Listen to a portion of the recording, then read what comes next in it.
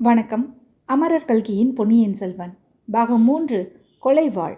அத்தியாயம் 34 தீவர்த்தி அணைந்தது. அமாவாசை முன்னிரவு. நன்றாக இருள் சூழ்ந்துவிட்டது.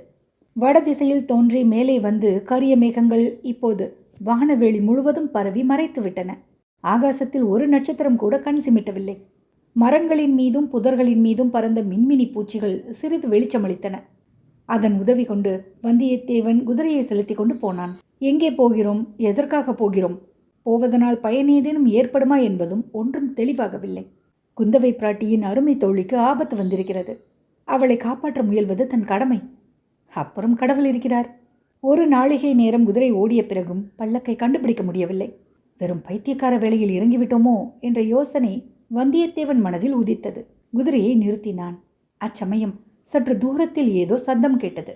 கூர்ந்து கவனித்தான். குதிரை காலடி சத்தம் போல் இருந்தது.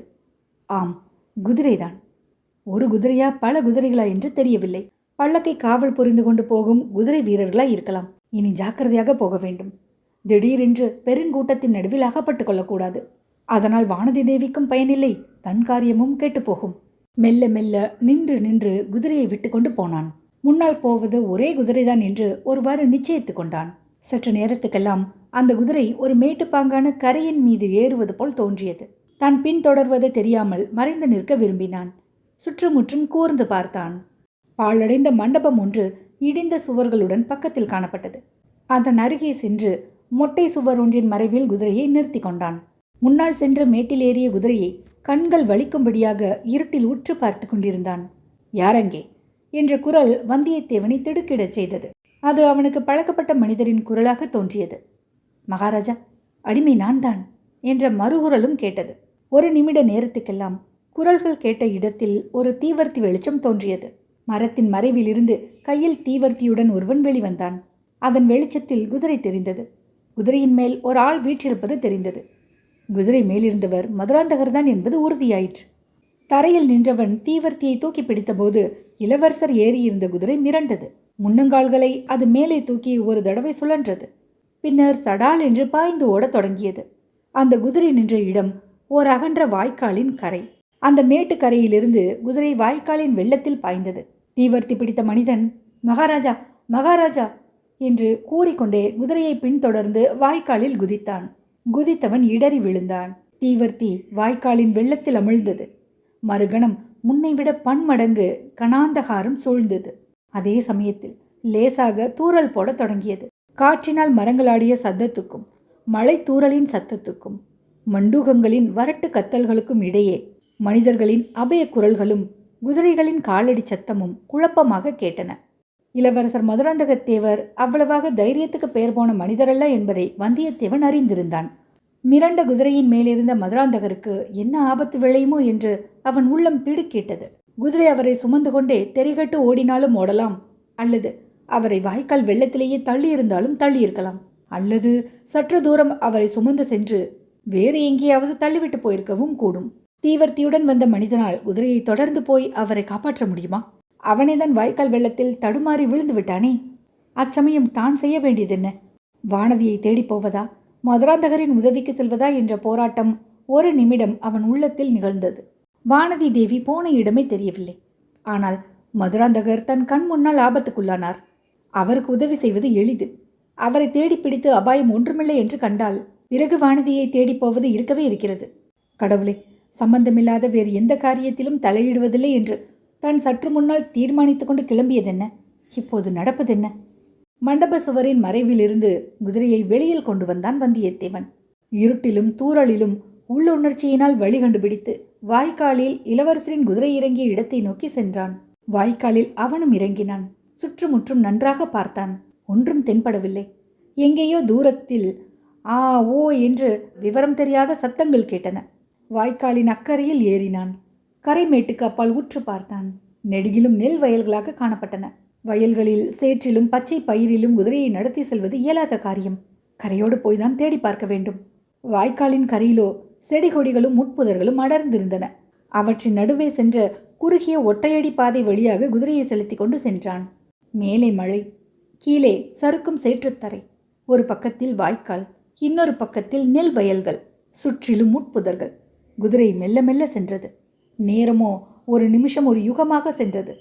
தூறல் மழையாக வலுத்து கொண்டிருந்தது. இருட்டு மேலும் இருண்டு கொண்டிருந்தது. வந்தியத்தேவனுடைய உள்ளம் சிந்தனையில் ஆழ்ந்தது. மதுராந்தகத்தேவர் தனியாக குதிரை மீது ஏன் வந்தார்? எங்கே செல்வதற்காக புறப்பட்டு வந்தார்? அவரை எதிர்கொண்டு வந்த மனிதன் யார்? வானதியை சிலர் பிடித்து கொண்டு போனதற்கும் இதற்கும் ஏதேனும் சம்பந்தம் உண்டா? வானதியின் கதி இப்போது என்ன ஆகியிருக்கும்?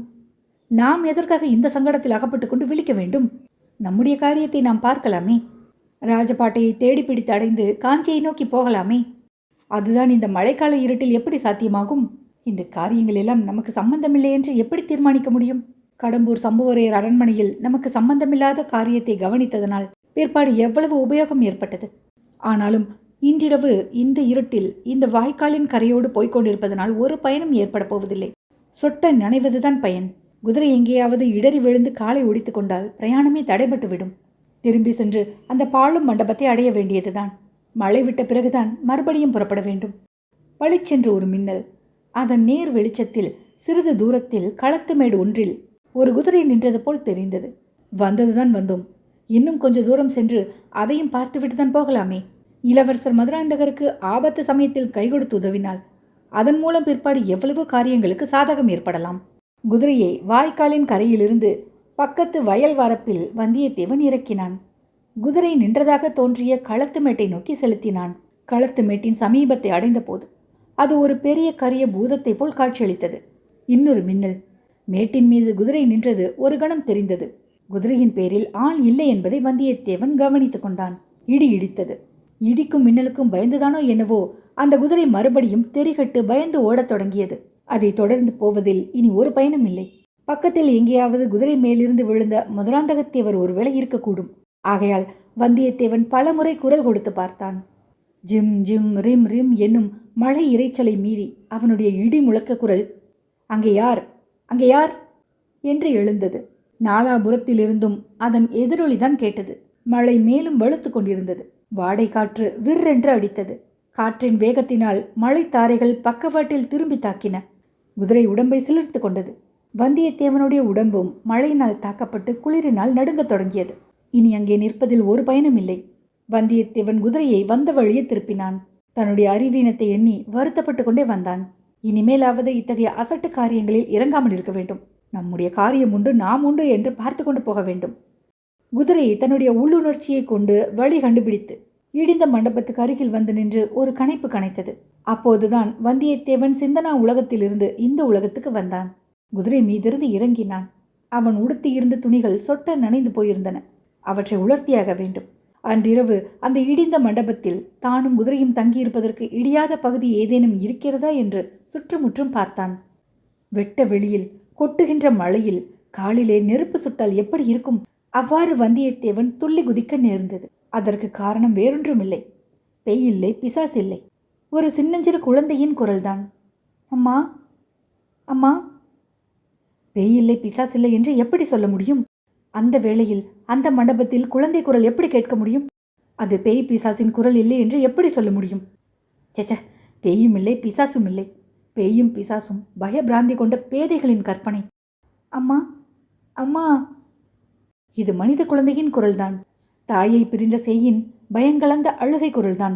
இடிந்த மண்டபத்தின் இருளடைந்த பகுதியிலிருந்து வருகிறது. குழந்தை மட்டும்தான் இருக்கிறதா? வேறு யாரும் இல்லையா?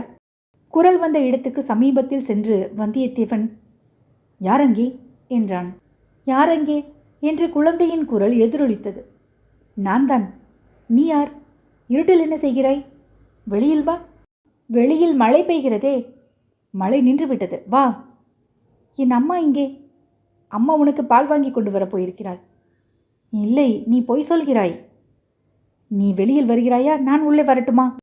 உள்ளே வந்தால் என் கையில் கத்தி இருக்கிறது, குத்தி விடுவேன். அட்டே அப்பா, பெரிய வீரனாய் இருக்கிறாயே. வெளியில் வந்துதான் குத்தேன். நீ யார்? புலி இல்லையே. நான் புலி இல்லை, குதிரை என்றான் வந்தியத்தேவன். நீ பொய் சொல்கிறாய். குதிரை பேசுமா? புலியாய் இருந்தால் பேசுமா? வெளியில் வந்தால் புலி இருக்கும், ஒருவேளை மேலே பாய்ந்து விடும் என்று அம்மா சொன்னாள். நான் புலி இல்லை, உன் பேரில் பாயவும் மாட்டேன். பயப்படாமல் வெளியே வா. பயமா? எனக்கு என்ன பயம் என்று சொல்லிக்கொண்டே ஒரு சின்னஞ்சிறு குழந்தை இருண்ட மண்டபத்திலிருந்து வெளியே வந்தது. இதற்குள் மழை நன்றாக விட்டு போயிருந்தது. மேகங்கள் சிறிது விலகி நட்சத்திரங்களும் தெரிந்தன. நட்சத்திர வெளிச்சத்தில் அக்குழந்தையை வந்தியத்தேவன் பார்த்தான். சுமார் 4 வயது இருக்கும். இருந்த வெளிச்சத்தை கொண்டு வெகு லட்சணமான குழந்தை என்று தெரிந்து கொண்டான். இடுப்பில் ஒரு சிறிய பட்டு துணி உடுத்தியிருந்தது. கழுத்தில் ஒரு இரத்தின மாலை அணிந்திருந்தது. பெரிய குலத்து குழந்தையாக இருக்க வேண்டும். இதை இங்கே தனியாக விட்டுவிட்டு போன தாய் யார்? இங்கே எதற்காக வந்தாள்? ஏன் குழந்தையை விட்டு போனாள்? இதற்குள் குழந்தையும் வந்தியத்தேவனை உற்று பார்த்துவிட்டு, நீ குதிரை இல்லை, மனிதனைப் போல்தான் இருக்கிறாய் என்றது. அதோ குதிரையும் இருக்கிறது, பார் என்றான் வந்தியத்தேவன். குழந்தை குதிரையை பார்த்தது. ஓஹோ, எனக்காகத்தான் கொண்டு வந்திருக்கிறாயா? பல்லக்கு வரும் என்றல்லவா சொன்னார்கள்? சிறுவனின் மறுமொழி வந்தியத்தேவனுடைய மனத்தில் பற்பல முரண்பட்ட எண்ணங்களை உண்டாக்கின. இந்த குழந்தை யார்? இவன் ஏன் இங்கே தனியாக இருக்கிறான்? இவ்வளவு சின்னஞ்சிறு பிள்ளை இப்படி சற்றும் பயப்படாமல் இருக்கிறானே, அது ஆச்சரியம் அல்லவா? இவனுக்காக யார் பல்லக்கு அனுப்புவதாக சொல்லியிருந்தார்கள்? அது ஏன் வரவில்லை? இவனை விட்டுவிட்டு போன இவன் அம்மா யார்? அவள் எங்கே போயிருக்கிறாள்? குழந்தை, உன்னை ஏன் உன் அம்மா விட்டு போய்விட்டாள் என்று கேட்டான். அம்மா என்னை விட்டுவிட்டு போகவில்லை, நான் தான் அவளை விட்டு வந்து விட்டேன் என்றான் அந்த சிறுவன். ஏன் வந்தாய்? குதிரை ஒன்று ஓடி வந்தது, அதை பிடித்து அதன் மேல் ஏறிக்கொண்டு வரலாம் என்று நான் சொன்னேன். அம்மா கூடாது என்றாள். நான் அவளுக்கு தெரியாமல் குதிரையை பிடிக்க ஓடி வந்தேன். அந்த குதிரை தானா இது? இல்லை, இது வேறு குதிரை. அப்புறம் எப்படி இங்கே வந்தாய்? குதிரை அகப்படவில்லை, அம்மாவையும் காணவில்லை. மழை அதிகமாக வந்தது, அதற்காக இந்த மண்டபத்துக்குள் வந்தேன். இருட்டில் தனியாக இருக்க உனக்கு பயமா இல்லையா? பயம் என்ன, தினம் இந்த மாதிரி தானே இருக்கிறேன். புலிக்கு கூட பயம் இல்லையா? அம்மாவுக்கு தான் பயம், எனக்கு பயம் இல்லை. நான் மீன், புலியை விழுங்கி விடுவேன். அடே, மீன் புலியை விழுங்குமா? நான் சாதாரண சின்ன மீன் இல்லை, பெரிய மகர மீன், திமிங்கலம். புலி, சிங்கம், யானை எல்லாவற்றையும் விழுங்கி விடுவேன். வந்தியத்தேவன் மனதில் என்னவெல்லாமோ எண்ணங்கள் தோன்ற ஆரம்பித்தன. புலியை விழுங்கும் மீன் அதிசய மீன் அல்லவா? இப்படி யார் இந்த பிள்ளைக்கு சொல்லிக் கொடுத்திருப்பார்கள்? அதோ அங்கே என்ன சத்தம் என்று சிறுவன் கேட்டான். வந்தியத்தேவன் பார்த்தான். தூரத்தில் ஒரு கூட்டம் வந்து கொண்டிருந்தது. கூட்டத்தில் சிலர் தீவர்த்தி பந்தங்களை வைத்துக் கொண்டிருந்தார்கள். அவர்களுக்கு நடுவில் ஒரு பல்லக்கும் தெரிந்தது. எல்லோரும் பரபரப்புடன் ஓடி வந்து கொண்டிருந்தார்கள். அவர்களில் ஒரு பெண் பிள்ளையும் இருந்ததாக தோன்றியது. அங்கே, இங்கே, அதோ, இதோ என்று கலவரமான குரல்கள் கேட்டன. இடிந்த மண்டபத்தை கூட்டத்தில் ஒருவன் பார்த்து சுட்டி காட்டினான். அவ்வளவுதான், எல்லோரும் அம்மண்டபத்தை நோக்கி ஓட்டம் பிடித்து ஓடி வந்தார்கள். அதோ வருகிறார்கள், பல்லக்கும் வருகிறது. எனக்கு பல்லக்கில் ஏற பிடிக்கவில்லை. என்னை உன் குதிரை மேல் ஏற்றி கொண்டு போகிறாயா என்று சிறுவன் கேட்டான். அந்த குழந்தையின் முகமும் தோற்றமும் பேச்சுகளும் வந்தியத்தேவனுடைய மனதை கவர்ந்தன. அவனை கட்டி அணைத்து தூக்கி கொள்ளலாம் என்று தோன்றியது. ஆனால் மனதிற்குள் ஏதோ ஒரு தடங்களும் கூடவே ஏற்பட்டது. எனக்கு வேறு அவசர வேலை இருக்கிறதே என்றான் வந்தியத்தேவன். நீ எங்கே போகப் போகிறாய்? காஞ்சிக்கு. காஞ்சிக்கா? அங்கேதான் என்னுடைய முக்கியமான சத்ரு இருக்கிறான். வந்தியத்தேவனுக்கு தூக்கி வாரி போட்டது. அவ்விதம் அந்த பிள்ளையின் அருகில் தான் நிற்பது கூட பிசகு என்று எண்ணினான். ஆனால் குதிரையின் மேல் ஏறி போவதற்கும் அவகாசம் இல்லை. கூட்டம் வெகு அருகில் வந்துவிட்டது. ஓடினால் சந்தேகத்துக்கு இடமாகும். இவ்வளவுடன் என்னதான் நடக்கப் போகிறது என்று தெரிந்து கொள்ளும் ஆவலும் வந்தியத்தேவனை பற்றி இருந்தது. ஆகையால் சற்று ஒதுங்கி சென்று இடிந்த சுவர் ஓரமாக இருட்டில் நின்றான். இதோ நான் இருக்கிறேன் என்று முன்னால் போய் நின்றான் சிறுவன். வந்தவர்களில் எல்லாம் முதலில் வந்தவள் ஒரு பெண் பிள்ளை. அவளுக்கு ஓடி வந்ததினால் இறைத்து கொண்டிருந்தது. அதை அவள் பொருட்படுத்தாமல் தாவி வந்து குழந்தையை எடுத்து வாரி அணைத்து கொண்டு, பாண்டியா, இப்படி செய்து விட்டாயே என்றாள். அவளுக்கு அடுத்தபடியே வந்தவன் ரவிதாசன். அவன் சிறுவனின் பக்கத்தில் வந்து நின்று, சக்கரவர்த்தி, இப்படி எங்களை பயமுறுத்தி விட்டீர்களே என்றான். சிறுவன் சிரித்தான். அப்படித்தான் பயமுறுத்துவேன். நான் குதிரை வேண்டுமென்று கேட்டேன், பல்லக்கு கொண்டு வந்திருக்கிறீர்களே என்றான். நாம் முன்னமே பார்த்திருக்கும் சோம்பன் சாம்பவன், இடும்பன்காரி, தேவராளன் முதலியவர்கள் சிறுவனை வந்து சூழ்ந்து கொண்டார்கள். சக்கரவர்த்தி, ஒரு குதிரை என்ன, 1000 குதிரை, 10,000 குதிரை கொண்டு வருகிறோம். இன்றைக்கு இப்பல்லக்கில் ஏறிக்கொள்ளுங்கள் என்றான் சோம்பன் சாம்பவன். மாட்டேன், நான் அந்த குதிரை மேலேதான் ஏறி வருவேன் என்று சிறுவன் கூறி சுவர் மறைவில் நின்ற குதிரையை சுட்டிக்காட்டினான். அப்போதுதான் குதிரையையும் அதன் அருகில் நின்ற வந்தியத்தேவனையும் அவர்கள் கவனித்தார்கள். ரவிதாசன் முகத்தில் வியப்பும் திகிலும் குரோதமும் கொழுந்துவிட்டு எரிந்தன. 2 அடி முன்னால் சென்று, அடப்பாவி, நீ எப்படி இங்கே வந்தாய் என்று கேட்டான். அட பிசாசே, கோடிக்கரையிலிருந்து நீ எப்படி இங்கே வந்தாய் என்று கேட்டான் வந்தியத்தேவன். ரவிதாசன் ஹா ஹா ஹா என்று சிரித்தான். நீ என்னை உண்மையாகவே பிசாசென்று நினைத்து கொண்டாயா என்று கேட்டான். சிலர் செத்துப்போன பிறகு பிசாஸ் ஆவார்கள். நீ உயிரோடு இருக்கும் பிசாசு என்றான் வந்தியத்தேவன். இதற்குள் சிறுவன், அவனோடு சண்டை போடாதே, அவன் எனக்கு ரொம்ப பிடித்திருக்கிறது. இருட்டில் எனக்கு துணையாயிருந்தான். ஒளி வந்தால் கொன்று விடுவதாக சொன்னான். அவனும் நம்மோடு வரட்டும் என்றான். ரவிதாசன் சிறுவன் அருகில் சென்று, சக்கரவர்த்தி, அவசியம் அவனையும் அழைத்து போகலாம். தாங்கள் இன்றைக்கு ஒரு நாள் பல்லக்கில் ஏறிக்கொள்ளுங்கள் என்றான். சிறுவன் அவ்வாறே பல்லக்கை நோக்கி சென்றான். ரவிதாசன் வந்தியத்தேவனை மறுபடியும் நெருங்கி, இப்போது என்ன செய்யப் போகிறாய் என்று கேட்டான். நீயல்லவா சொல்ல வேண்டும்? எங்களுடன் வந்துவிடு. எங்களுடைய ரகசியம் உனக்கு முன்னமே அதிகம் தெரியும். இப்போது இன்னும் அதிகமாய் தெரியும். உன்னை விட்டுவிட்டு நாங்கள் போக முடியாது. வந்துவிடு. உங்களுடன் நான் வர மறுத்தால்? முடியாத காரியம். நீ பெரிய சூரன் என்பதை அறிவேன். ஆயினும் நாங்கள் 20 பேர் இருக்கிறோம். எங்களிடமிருந்து தப்பி நீ போக முடியாது. உயிரோடு தப்ப முடியாது என்று தானே சொல்கிறாய்? நீ இளம் பிராயத்தவன். உலகத்தின் சுகங்கள் ஒன்றையும் அனுபவியாதவன். எதற்காக வீணாக உயிரை விட வேண்டும்? வீணுக்கு யார்தான் உயிரை விடுவார்கள்? உங்களுடன் வரச் சொல்கிறாயே, எங்கே கூப்பிடுகிறாய்? நீங்கள் எங்கே போகிறீர்கள்? அப்படி கேள் சொல்கிறேன். பழுவூர் இளையராணியிடம்தான். ஓஹோ, அப்படித்தான் நினைத்தேன். இளையராணி இன்று எங்கே இருக்கிறாள்? இளையராணி இத்தனை நேரம் திருப்புறம்பியத்துக்கு வந்திருப்பாள். நீ வருவாயா மாட்டாயா? நானும் அந்த பக்கம்தான் போக வேண்டும்.